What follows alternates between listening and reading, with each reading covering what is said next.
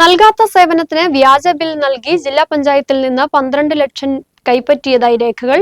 ജില്ലാ പഞ്ചായത്ത് 2023-24 സാമ്പത്തിക വർഷത്തെ ഓഡിറ്റ് റിപ്പോർട്ടിലാണ് അഴിമതിയുടെ ഗുരുതര പരാമർശം.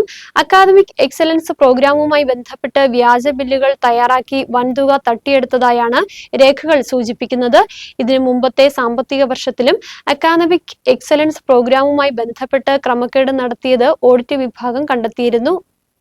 പ്രോഗ്രാം ഏറ്റെടുത്ത സ്ഥാപനം സമർപ്പിച്ച ബില്ലുകൾ മുഴുവനും വ്യാജമാണെന്നും കണ്ടെത്തിയിട്ടുണ്ട്. ഈ തുക സ്ഥാപനത്തിൽ നിന്നും തിരിച്ചുപിടിക്കാനും കരാർ ലംഘനത്തിനും വഞ്ചനാകുറ്റത്തിനും നിയമ നടപടി സ്വീകരിക്കണമെന്നും ഓഡിറ്റ് റിപ്പോർട്ടിൽ പരാമർശമുണ്ട്. അല്ലെങ്കിൽ തുക ഉത്തരവാദികളായ ഉദ്യോഗസ്ഥരിൽ നിന്ന് ഈടാക്കാനാണ് നിർദ്ദേശം.